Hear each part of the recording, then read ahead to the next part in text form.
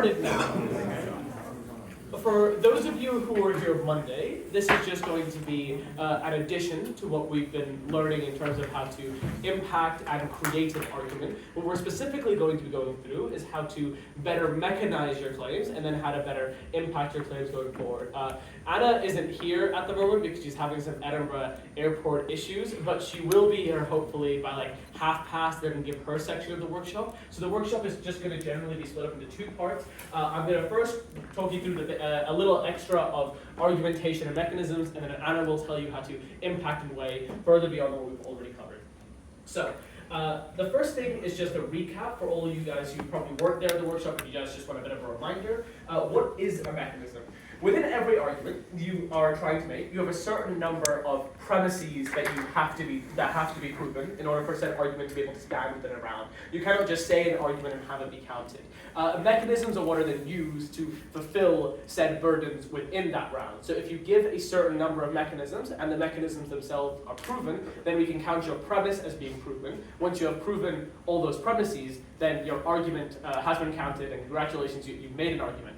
So for example, in a motion that talks about like criminal justice system and the certain things that could impact criminal justice system, perhaps a useful argument to bring up and a useful premise to prove is that court systems discriminate against minorities. And I've just like bullet pointed 3 specific mechanisms that you could use. Mech 1, juries have pre-built biases. Mech 2, minorities have voiced lawyers. Mech 3, laws are constructed in ways to negatively influence minorities. These aren't particularly the strongest mechs perhaps you could give, but you can develop upon them further, and what I'm going to be teaching in this workshop is how to specifically develop these claims that you have and then be able to turn them into full-on mechanisms which can stand within a round independently.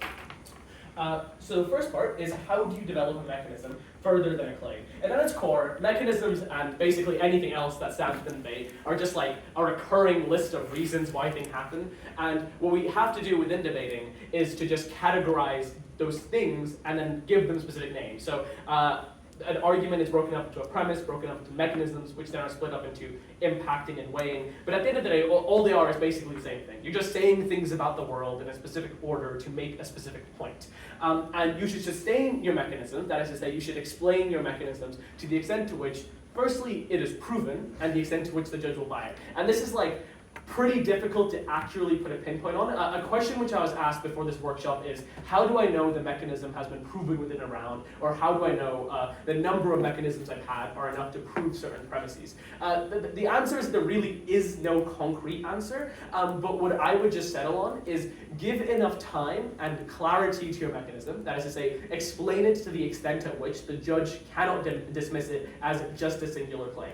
That is to say, if I were to just stand up and say, juries are supposedly biased against minorities. I mean, perhaps that's a mechanism that we bought because it's just an intuitively bought and accepted thing within like liberal circles the debate ends up residing in. But if you're within, or you're debating for a judge that perhaps isn't in the liberal circle you are, perhaps they come from a country which has far better jury laws. For example, I think the UK has quite good jury selection processes and ends up making them in ways in which that they are far more representative, or that the jury's role doesn't influence the minority's outcome of that round, then that claim isn't going to be something that is immediately going to be bought.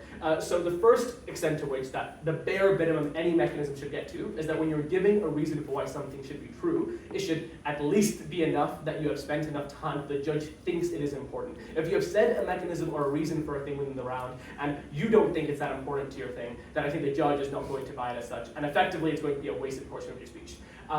To get your mechanisms to the next level is to get it to a point where the mechanism itself is difficult to disprove. And you can kind of just think about this like intuitively. If you spend 5 seconds saying something and someone else spends 30 seconds rebutting your thing, like if you count the times, they spend more time explaining why it isn't true. So they're likely going to have a better reason or a more nuanced reason as to why your thing isn't true in the first place. So what we're specifically going to be focusing on is how to develop these mechanisms slightly further. And this involves utilizing what I like to call sub-mechanisms. So like I said, that mechanisms are just reasons why things are true. You can then break down the reason why you've given and explain with other reasons why the reason you have given is true. And so you end up building like a chain of logic that goes down from premise of main argument, mechanism of said argument, sub-mechanisms of this argument. And if you see, that's already making a far stronger argumentation, even though it's all being used to just fulfill the same thing, which is just making a structure of an argument that's going to stand within a round. So what makes a good mechanism? And I think there's three broad things. The first one is the mechanism actually does what you set it to do. And so sometimes you can say a claim and say that your mechanism is going to accomplish something, and it just doesn't actually end up doing said thing, and you end up just having a flow of logic which is incongruous to the headline claim that you have said it is going to be. And this is a common problem, and I think a common mistake that I think a lot of debaters end up making. They say, I'm going to prove that systemic inequality exists, then they give one reason, and the reason doesn't actually back it up. So for example, I was in a motion recently which involved proving how to solve bank runs. And they explained to us what a bank run is. How to solve bubbles. And for those of you who don't know what a bubble is effectively when an asset or a stock is being overvalued to what it currently is. And so afterwards, when the bubble bursts, is usually when you're able to tell, this thing was being overvalued. So a common example you could use is AI recently. AI, and specifically NVIDIA, was really overvalued, and so it led to a bit of a crash when the bubble then burst.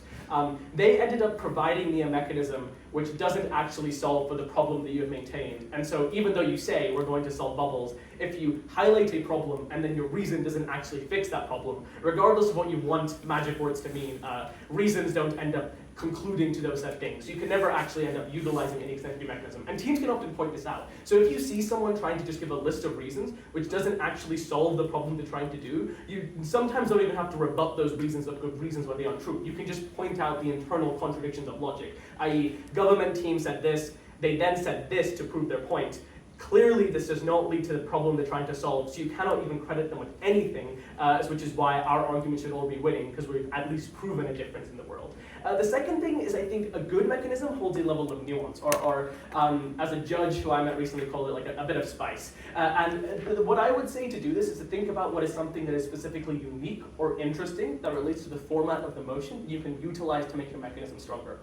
So there was a debate I was in a few months ago, where the motion was about people spending more time on online internet circles. And the claim which I made was just that when you have more people within those circles, you can then self-correct and have moderating bodies being able to be enforced that are then able to have these individuals be able to be tried more, or you're able to have people being able to point out those proofs. Afterwards the round, the piece of feedback that they gave me was you had a lot of mechanisms, you gave a lot of reasons as to why you think was true, but you could have added a little bit more nuance into that. You're thinking about online internet spaces. A specific interesting mechanism you could have used is that at the point at which someone has sent a message, that is forever stored onto a cloud, that is forever stored into a piece of data that they could never revoke. This means that when anyone ever says anything in online spaces that could perhaps be abusive or perhaps cause specific harm, this is something they can never retract later because the server has specific information on that log. And that is already a far stronger reason as to why internet servers can self-regulate and stop abuses occurring than just people collectivize and stop those things occurring, because it's just less jumps you have to reach. But it also means that my argument's a little bit more nuanced already, and it means if opposition have to take down an argument, they have to start engaging in the specific nuances of the real world. And to be honest, the real world is far more complicated than 7 minutes could ever make it out to be, and the closer you can give your reason to replicate what the real world logistics of that thing actually are, then the better your argument will be, and the harder it'll be for you to take it down. The final thing is I would say is that the mechanism is just brief and doesn't take up too much time, but this definitely depends on the importance / contestedness of set mechanisms. So certain times within a round, there will just be claims that you have to make in order to make your argument work, and you just have to give reasons for those. These will likely be claims or premises that are not going to be that much contested. For instance, the claim that courts discriminate against minorities or are far more unfair towards minorities is not a claim that I think many teams in many debates are going to actively try and fight against. They could give reasons as to why it's not true, but generally it is accepted, and there are just general intuitions and statistics that most debaters kind of end up believing for them to never point out that claim. So in those specific instances, you don't actually have to spend as much time making your mechanism stronger than it has to be. But in other instances, the mechanism that you're proving is incredibly pivotal to your argument. It is the key logical structure for any impact to end up accruing. And in those instances are the times where you should spend the most amount of time making sure it's as rigorous and as strong as you can. And so I would spend time in prep thinking about what is the most important or what is the hardest thing for you to be able to prove. And then I would spend time with your partner partner specifically insulating against the worst forms of these responses. So I talk to your partner and be like, what would you say against this? Okay, then you change the argument a little bit. What would you say against this? Sometimes this involves having to make trade-offs. Sometimes you have to end up accepting that you aren't going to get your 100% benefits, but it will mean that in the majority of situations that you're trying to advocate for, you're able to come up with an argument that is robust enough to stand a test of time far better than you would have done if you just spent a few seconds focusing on it. Another way to add nuance is, I don't put it down on the board, but it's a rule that I uncovered during a workshop which I thought was particularly interesting, which was the 10-80-10 rule, which is that 10% of people will react to something in a very, very extreme way. 10% of people will not react to something in an extreme way and will be completely fine by it. But then there'll be an 80% of group of people in the middle, which will generally apply towards. And this means that if you're able to acknowledge the extremities of reasons and the extremities of why something could be true or not true and what benefits or harms this comes to people, you can already negate the worst pushes that an opposition team can ever give you, and you can just start focusing on where the debate should actually be, which is where like the large amounts of people are able to contribute.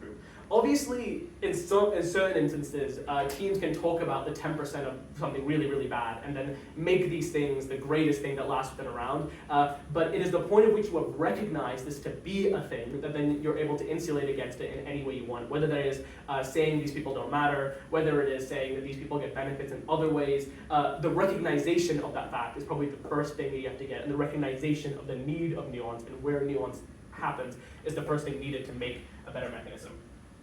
So I have an example of a motion, which is this House supports the trend of increasing pathologization of mental health in Western liberal democracies. For those of you who don't know what pathologization is, there's an info slide in the actual motion, but the definition is just the increasing trend of people diagnosing more things as mental disorders within Western liberal democracies. That's what it is for those of you who don't know.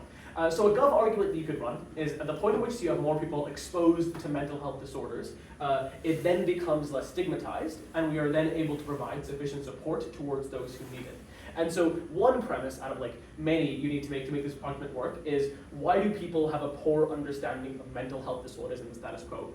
And a poor mechanism would just be people are not exposed to mental health disorders. I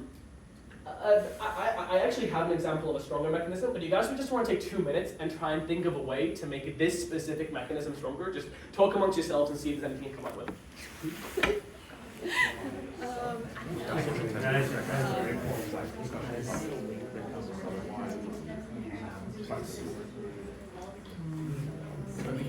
Anna will be here at 35. So like the poor mechanism, people are not exposed to mental health. I don't think the problem is people are not exposed. That's fine. Sure, like the problem is. Okay.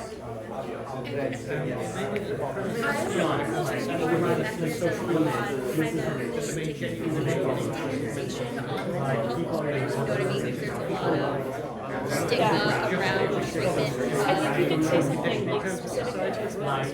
Exactly. People are not exposed to mental health disorders because people are not exposed to mental health disorders because they don't have it. Yeah.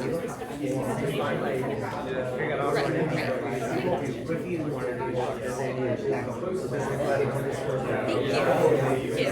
Come online for like £5.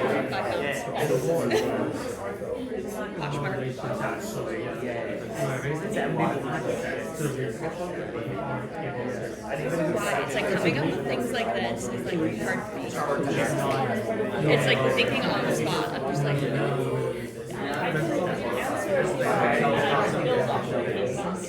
yeah, exactly. Exactly. Like I can refute an argument and whatnot, but like coming up with like a foundational argument is going to be hard for me. The thing that I find most of this is the summary of understanding. Yeah. Like I read the economist literally Yeah. and that was really helpful. Okay. Okay, I'd like to volunteer their perhaps improved mechanism for this. Anyone at all? You will not be shamed. Krish, would you like to tell me a way to improve this mechanism? Just in any way. You don't have to give a completely revised mechanism, just a thing that could be improved upon this.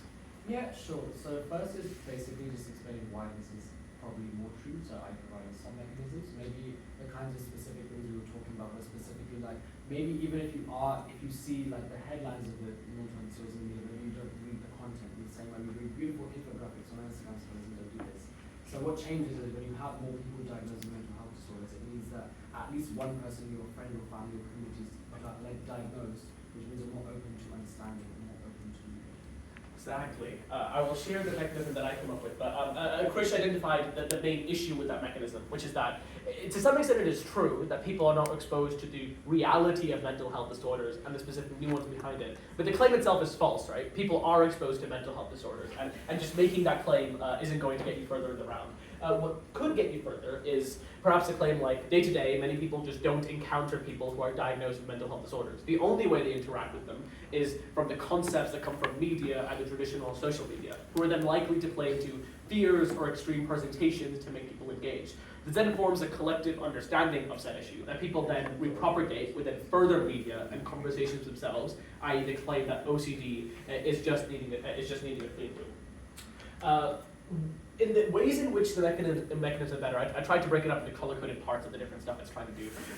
The first instance are, many people do not encounter people who are diagnosed with mental health disorders as they make up a small portion of the population. That by itself is providing another reason as to why people do not encounter that many individuals with mental health disorders. So you can already see within the mechanism I'm portraying, I'm already highlighting the problem that needs to be solved for any level of nuance to be coming in. And then I'm able to jump into the next part, because obviously people are aware that mental health is a thing, and I think it would be a false claim to say that it isn't. But then you're able to weaponize where they're able to get this thing from. And so they come from either media, either traditional or social media. And then I'm able to give a sub-mechanism for the reason, which is why media is a bad form of getting your understanding from, which is media are likely to play into fears or extreme presentations to make people engage with that concept. This inherently makes an unnuanced claim of what social media is. This inherently makes a wronger version of what mental health disorders are likely to do. This then forms a collective understanding. So within the claim itself, I have basically made like a linking of argumentation to then get you to an impact, and that impact itself is a collective understanding of said issue, which then people will propagate in media and conversations themselves. This collective understanding we've already understood to be not nuanced and something likely to be unchallenged because of the way in which people engage with this. So even though it's one mechanism, and you'll probably have to give more later down the line, because the main problem we are trying to solve is people having a poor understanding of mental health disorders, being able to spend a little more time on it is just quite useful. I then ended off with an example or something that's able to just like propagate and make the claim a little bit stronger, i.e. The claim that OCD is just needing a clean room. And I think illustrations are really important, both in terms of understanding why mechanisms occur and to help you generate them going forward, and then making that image clear in your mind. Like the way in which, so then you're able to work back of the examples you're able to provide it with. So if you think, so if you thought about like, I don't know, the harmful depictions of depression, or why ADHD is shown in a harmful way, or why I think specifically OCD has had one that has come harmfully within media. You're then able to work backwards. You're able to think about your own life and the ways in which you've experienced these things. Why have we not had a better representation of OCD? Why have we not had a better representation of mental health? And so you're able to then generate the mechanisms of illustrations and examples that you guys think have probably all experienced in your life, which is I think probably the easiest way to jumpstart, but also make sure the problem is able to stick into the individual's mind. I think examples can be quite useful, because if you have quite a lot of examples, this is the way in which to turn your example into meaningful material. Sometimes within debates, when you have a lot of examples, you just want to be example dumping, but when you explain the reasons for why something happened, then use an example to back up the specific point, it not only makes it real, but is able to be credited within the round, and again, it just makes it far harder for teams to destroy it. So now that I've given a bit of a breakdown as to how to generate a better mechanism, oh, you have a question? I was just wondering, will we be able to get these slides afterwards? Yes, all the slides, currently there's no newsletter. Once the newsletter comes out, we'll be able to send all the things over. But if you just want to message the Edinburgh Debates Instagram, we can then send that over through you there. This workshop is also being recorded, so the slides will also be linked in the description as soon as I upload that, probably tomorrow. Yes, okay. We're now going to have a little bit of a longer section where I'll explain how to make some certain mechanisms stronger. To go back to the first three mechanisms I started this workshop slide off with, which is juries have pre-built biases, minorities are worse lawyers, laws are constructed in ways that negatively offend minorities. Pick one of these mechanisms and discuss in your group ways in which to make this mechanism stronger, or come up with your own to prove the premise that I've laid out. Think about why these things are true, think of examples in which these things happen, think of the reasons or the underlying assumptions that the mechanism has to make, and the ways in which you would fulfill those underlying assumptions. So take a little bit of a longer time, 3-4 minutes, and then get back to me. It doesn't have to be too long, but just give it like a 10-15 second solid mechanism that will be able to be kind of driven around. Good luck. Okay, I mean, the one in here that kind of stands out most to me is that the jurors have pre-built biases. I think it's standing out to me more because my mom was recently put on a jury case and she didn't actually get put on, but it was on a black man who committed child abuse, in theory. And all the jurors, all the prospective jurors were white. So the juries have pre-built biases because they do not tend to be representative of the population. Yeah. Because I suppose it would be maybe, why is that? Why do they not be representative of the population? I feel like, Or not representative of the population, because they are representative of the population. yeah, I feel like in case against minorities, typically are people from, if it's somebody from an inner city, you take people who are kind of registered citizens, etc., and a lot of those people are going to be middle class white people. That's kind of what makes up the majority of the population. Yeah. And I think about there's the cities, but then they're going to pull people from the surrounding better towns. I guess there's also just stuff about juries have pre-built biases because where you walk yeah, you're just gonna be biased. Yeah. to believe that Yeah, I mean, I just know, for one specific example, I was just blown away by this, because it was the judges went up to my mom, and they were what do you, are you a mother? What do you think about child abuse? Do you cops? It was all of these things to root out all of these biases, and she's of course I have biases against these things, because I guess, so it would even be juries have pre-built biases because they come from the population and people. Yeah, they come from a variety of different experiences and perspectives. So I guess these perspectives probably I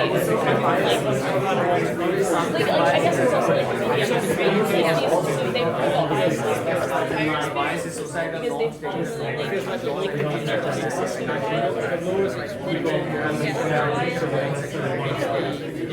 Right. The amount of Facebook reels that I get, that's literally just that. Yeah. So how would you do that? I would say, it's inevitable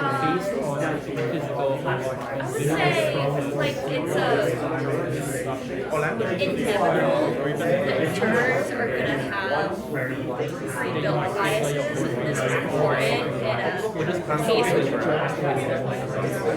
because, everyone has their own different experiences, different perspectives, and that's going to kind of influence their views on life and therefore on the case that they're put on. So when they go into a courtroom and are told the case, they're automatically going to have an opinion on the case. Why is that likely to be anti-minority? It can be anti-minority because in quite a few court cases, when it has a minority defendant, people already with these pre-built biases were brought in from more upper class white backgrounds are likely already be impacted by stereotypes and by the importance of the case, and therefore be less inclined to favor or bring the person to dissent. Does that make sense? I think the most important stuff you've said is there is a communal bias. Yeah. Okay, would anyone like to volunteer? I will be picking people, so if anyone has any suggestions so far, Taylor, thank you. On the second mech with minorities have worse lawyers, you could probably go about two things. First is talk about how the better lawyers are probably in more expensive firms. This is probably because we have more capacity and resources to train these lawyers up to be better at their job, and also reputation probably matters more, just because it's a singular firm compared to the state and things like that. And then the second point is probably about minorities often have less money or economic opportunities to buy these lawyers and things like that, so they probably have to use state funded, I don't know what you call them, whatever.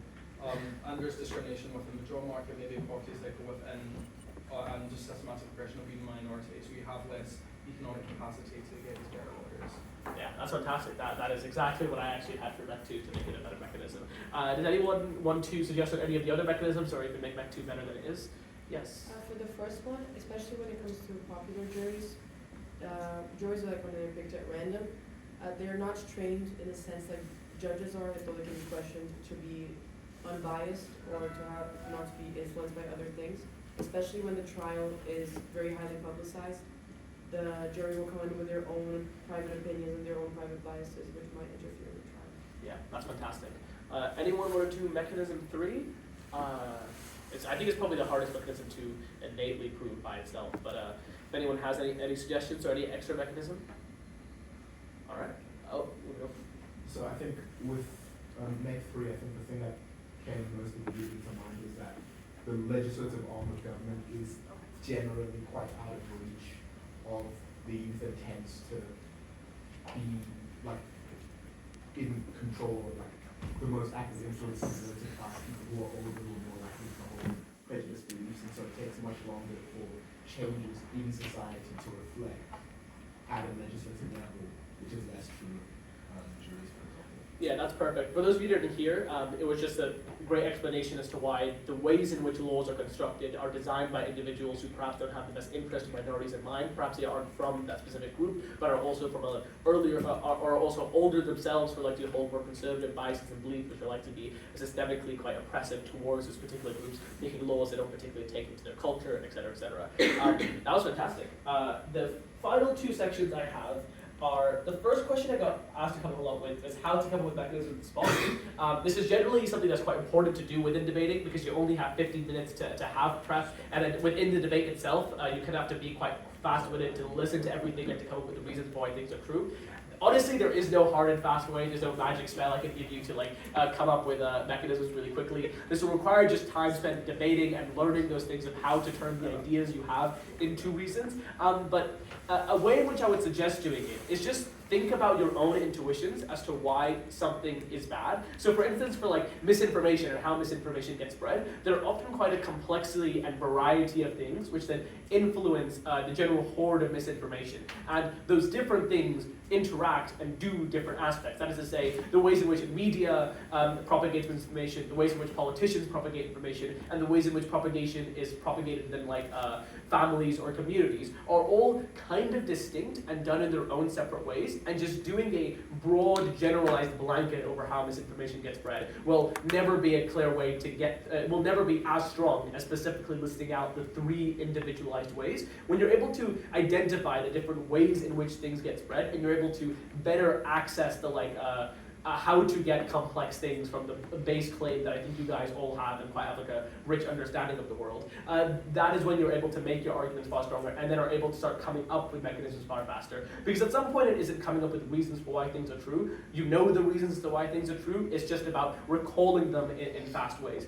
The other thing, which I assume because a lot of you haven't done debate for a while, you won't have access to, but once you start doing debates over and over again, similar sort of topics start recurring up and similar sort of reasons for why things are true start coming up. So for like the court system discriminating against minorities, regardless of what motion that is, when a criminal justice motion comes up and you want to make that argument, you can just start reusing those same 3 mechanisms because they accomplish the same thing each time. I would be kind of wary against this because sometimes it means that you end up not making your argument as nuanced as it possibly could be, but it's just a good way to start thinking about mechanisms and seeing if there's things that can apply over.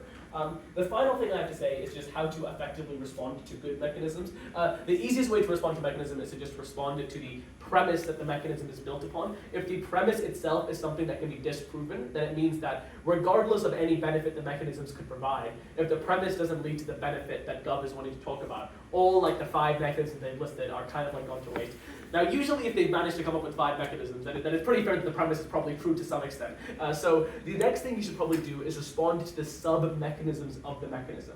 That is to say, when I've laid out that all mechanisms have some underlying reason for why they're true, tackling those underlying reasons, especially because some of them might be able to be spread across variable things, means you're just able to disprove that Gov's mechanisms may not work in the way in which they say that it will do. So even though Gov's mechanism might have a bit of truth behind it, if you lead to enough level of a doubt being able to form, then you aren't able to even credit them with the arguments they've given them. And the final, I've already said try and find an underpinning issue. And the final thing is sometimes you really can't. Sometimes a thing is just true, and sometimes like the real world is just the real world. And so in that instance, I would say the time should just be better spent focusing on impacting and weighing your argument instead and proving why your mechanisms around are far better, which is a good leeway into Anna's section of impacting and weighing.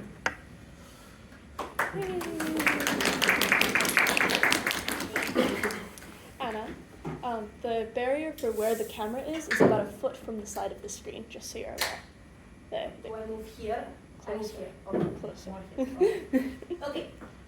So, given that we have a short time, I thought it would be more helpful for me to give you some like to-do lists when you do impacting, so that you can apply them to motions tomorrow and from now on quite quickly. So the first thing to talk about impacting. Impacting is basically the last part of the argument, and it's basically to say what are the real life effects of your argument. If you say this policy is good, why is this policy good? What does it do to people? If you say people have more money, what do this money translate into? If you say people are happier, what does it mean that people are happier? Does it mean they do something different? Does it mean they behave differently? Does it mean that they change something in their life that they couldn't have changed before? So I don't want you to think of impacting as something that's something big necessarily. Of course it can be states do better negotiations or governments pass better laws, but it can also be small things. Somebody changes their life or somebody interacts better with their partner. So it can be anything from something small to something big. Anything here enters under impacting. I can't see anything, so let me see. Okay, this is good. So first thing we want to do on impacting, and general good practices on how we impact. The first thing is, don't treat people as a homogeneous group. For example, if your argument is that this policy, whatever policy, brings people more disposable income, people have more money, don't just say they can buy more things. That is correct. But the next step to this is branching out what are the kinds of people that you're talking about. For low-income people, buying more things mean that they can afford better food quality. They can eat meat, that's a moral question itself, but they can eat meat thrice a week compared to once a week. For middle-income people, it means that they can send all of their 3 kids to university as opposed to 1. For high-income people, it means that they can buy more luxuries, which then generate more taxes for the government, which can be reinvested. So always branch out the people you're talking about. If it's about minorities, if it's about women, is it about women who have a university education, or is it about women who work manufacturing jobs? So always try to branch out your stakeholders, because when you do, your argument grows intrinsically more relevant and more grounded for more people. So this is one. The second thing is, place set your impact. This is to say, if it's not a particular motion that says this house believes that the EU, or that the EU, whatever, a country, then your argument can happen anywhere in the world where the motion applies. So then, an argument about religious laws will apply differently in Romania, which is an orthodox, quite conservative country, differently in the UK, which has multitude of religions and is secular to some degree, and differently in Iran, right? So always try to figure out where your argument goes. It can be a choice. If you want to place it in Europe, that's fine, but make that explicit. If you want to place it in several more places, do that. So always keep in mind developing countries, developed countries, and then the subgroups within that. Because it's very helpful to branch out. It's also kind of branching out stakeholders, but it's more targeted, so it might be more helpful for you. 3, time set. This is quite intuitive. So is your argument that people have it with the same impact? Is your argument that people have more money in the short term? In the short term, it can mean everything I said at the first point. In the medium term, if a neighborhood has more money in 20 years, it probably means that better schools pop up. It probably means that more people from that neighborhood get to go abroad and send remittances back home. It means, for example, that it has nicer shops or more companies there because more people come into the neighborhood. So this is 10 years down the line. What does it mean 30 years down the line? Does it mean that the previously poor neighborhood becomes a central part of the city? Is it better connected with buses? Can people commute to work easier? So try to figure out if more people have more money means something good on the short term, on the medium term, on the long term. I know you will hear a lot of teams saying our impact is more important because it happens on the long term, which could be true, but short-term things can also be helpful, right? Because they respond to a need, to somebody suffering, to somebody not having money. So don't shy away from proving short-term impacts, because sometimes they're more helpful. Because the long-term impacts will be influenced by a lot of things, right? Countries, the money that the government has, how other people react to it. If you prove short-term impacts, it can at times be more relevant, more certain, and more immediate to people. So it's like more tangible, right? You can say that in 1 year, this policy will be visible and it will change a lot of, like, I don't know, 10,000 lives. So don't shy away from doing short term. Don't shy away from doing medium or long term either. But just be aware and ideally flag them. Which leads me, so say whenever you get there, say that you're proving short term or long term. This leads me to my 4th one, which is illustrate them. There is a saying in journalism that says, show, don't tell. Always tell a story rather than tell somebody like a short phrase. In debating, it's a bit different. You tell and then you show. So you say more people have more money, and then you illustrate. I did this throughout the examples. So always tell me 30 seconds of what it means that lower income people can afford better food, right? This is an illustration in itself. You can go even further. Always when you make impacts, you will hear teams saying liquidity changes in the country. It can be nothing. You'll hear saying discussions between stakeholders, between countries gets easier. This tells me nothing. So if a team doesn't illustrate their impact, call it out, and then make sure you illustrate your own impact. Because judges are people, right? The more visual the impact is, the more they understand how it plays out in reality, the more likely they are to say, no, this is worth voting for inside the panel. And it's very likely that something will speak to them when you illustrate an impact. And here I would also flag, I know style isn't something that we give points for, but especially with impacts, it's something that helps you get to a judge. Because a lot of time in panels, nobody will have time to go through all of the 10 analytical reasons. Sometimes you give a judge a feeling, and the judge rationalizes the reasons why they think you won. So the more you illustrate, the more you give the judges a reason to fight for you in the panel, the more likely they are to do that, even if you haven't hit all of the analytical links, or even if there's a team that hits more analytical links than you. So don't. I'm not saying be dramatic. That's not what I'm saying.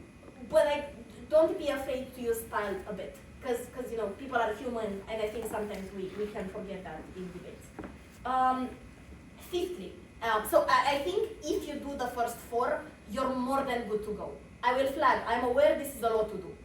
Don't do all of them in all debates. Sometimes it doesn't make sense. But if you do like 2 of them, it's anyway more than most teams in the debate will do.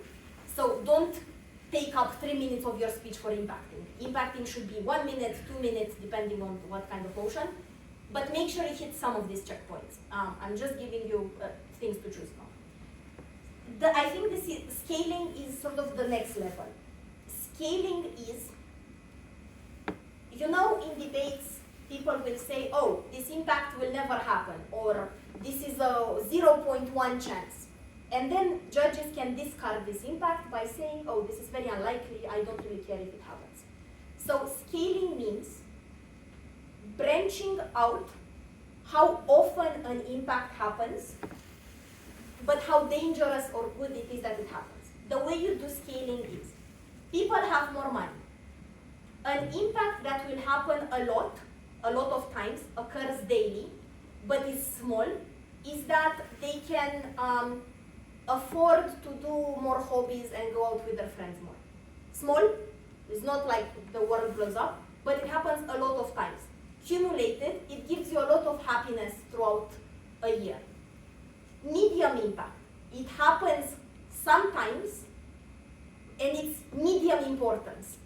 You can afford, you can afford to take planes when you go to competitions and not spend your night on trains. It doesn't happen always, but it quite impacts your competitions when you go there, right? Medium occurrence, medium relevance. Lastly, an impact that happens not often, but is super relevant when it happens, such as you can afford to go to private university instead of not going to university. It happens once in your lifetime, but it affects everything else that happens afterwards in your life. So even if it happens one time and the other team says, oh, but this is irrelevant, it is relevant in case it happens. Similar to nuclear war. There is a 0.1 chance that it happens, but it's very relevant if it fucking does. So then, if teams try to rebut you by saying this is unlikely, show why the risk is so bad that it's worth accounting for it inside the debate. Make sense? So far? Okay. Last thing, are we kicked out at 9? It's try to finish 5 before. 5 before 9. Okay, Yeah. then I'll rush through that. 6, which is weighing. Weighing is an entirely different workshop altogether. But basically, after you do this, after you do some of these, wait, I think there's a slide. No, okay, it's good, it's the last line. Sometimes, just as like you said, one thing will prove a good thing, you will prove a good thing, both good things will be true, both good things will be decently proven. The judge won't know what to do with them. You are both correct, they both are worth it in the debate. So then what you want to do is explicitly tell the judge, here is why my impact is better than the impact of the other teams. You can do this preemptively if you're opening. It's sort of abstract. Here is why this is more important than whatever else closing teams will do. You can do this if you're closing, where you directly say, OG proves more money. Yeah. OO proves bigger risks. Here is why our argument on social mobility is most relevant. So, the reasons for why things are more important are varied. It can be because they affect more people, so numbers, qualitative, I think? No, quantity. Second is because they affect a more intense thing, so quality. It can be because it's something that we can only solve now, so window of opportunity. It can be because it solves something that is very urgent or has a high necessity. There's others, but it's very likely that you'll be able to use one of these 4 to weigh up your arguments. Let me see if I have something that I can go through quickly. Yes, I think I'll go quickly through how to impact principles. So obviously in principle debates, you will prove this is unjust, this is unfair to people, this breaks a principle in society. And a lot of teams will leave it at that. And it literally is up in the air. I don't know what to do with this as a judge. What you do with principles? 1, you illustrate similarly. It makes people feel bad if their constitutional rights are broken. It makes people cooperate less with the police if they see that the principle that they thought the police was following is not followed. it makes people break it for other people. If privacy is broken by the government by installing CCTV cameras, it might make somebody think it's justified to spy on their neighbor because they have a fun conversation. So real life situations where people would break the same principle if it's broken before for them. Second thing you do, longer term, medium term, it creates bad legislation. If we start thinking that religion should not be separate from the state, you have high chances, so the principle of secularism is broken, we have high chances of laws that restrict some religions to be created.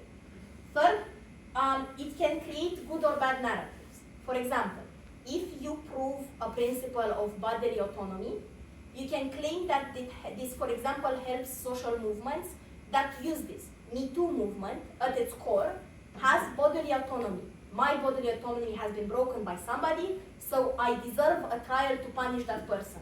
If you prove to citizens that bodily autonomy is relevant, they're more likely to welcome Me Too, to file a lawsuit to report somebody that harassed somebody because they think bodily autonomy is relevant. So this is, again, from small to big, but the way you impact principles is illustrate how people would respond to this principle. The reason why this is helpful is because technically, principles shouldn't be impacted. Pragmatically, a lot of times in debates, the judge will tell you, yes, you proved the principle, but the other team proved pragmatics. So to make sure your principle is safe in the debate, you prove the principle, philosophy, arguments, whatever, and then you say, this is how it applies in real life, and this is why it's helpful. This way you insulate against the risk of being washed out of debate because somebody proved pragmatics, just safe. It's 54, I think. Yeah. It's up to wrap up. Okay. Cool. I think that's it for the workshop, so could we have one